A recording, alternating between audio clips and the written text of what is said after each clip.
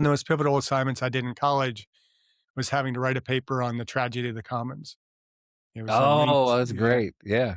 Which I thought was much older. I guess that concept or that phrasing only comes from like the 60s, 1960s. I thought it yeah. went back to like the 1700s or something. Oh, no, it goes back to, you know, Garrett Hardin in I want to say 68 or 69 was when he wrote the Right. Yeah, paper. yeah.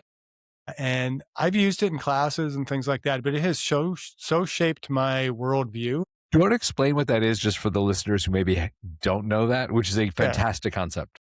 Yeah. So the original concept, he brought it up with regard to the exploding human population, which at the time they were approaching, I think it was 5 billion. Now we're at 8 billion, and we haven't solved these problems yet.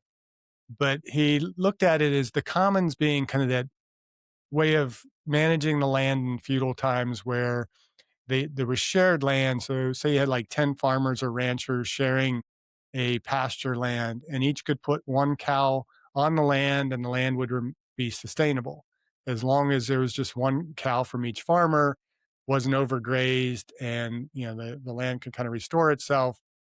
But invariably, human nature, you're going to say, well, what's the harm in me putting one more cow out there? Any added cost of that's going to be spread across the other farmers. And really, how much damage is it doing? And so you do it, and it's not that bad. It's only a little bit of stress on the commons. But then everybody else looking around, it's like, well, gee, Steven's putting a cow out there. Well, why shouldn't I? So they put them on. Now you've doubled the number of cows on there, and it's just not sustainable. And the whole point was kind of we have these limited resources. And, I look at it with like petroleum and coal and all those things. You can argue back and forth whether that is the cause of global warming or, whether, it's polluting the air and how much damage that's really doing. But the reality is we still only have a limited amount of it in the ground.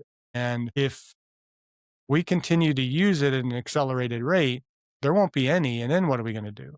So looking at limited resources, looking at food, any of those types of things. And he looked at kind of population control was kind of one of the central themes of the article. And I've looked at it as like almost anything where we are dealing with an interaction with a limited resource, it becomes a commons. And I deal with it with my students. I talk in regards to healthcare.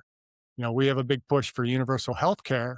And it's like, that's great. Yeah. Everybody has a right to, universal healthcare. Everybody should be cared for when they are sick. Oregon, a couple of years ago, passed a amendment to their constitution, saying that, it is now a human right in the state of Oregon to have healthcare. Well, that's great. But as we get sicker and sicker, how are we paying for that? How are we managing that? Unless we do something to promote universal health, we can't have universal health care. And so there has to be that kind of give and take. We have to treat it as a commons. And so I force my students to kind of talk about that in class. And I had a guest on the other podcast, trying to think how long ago it was.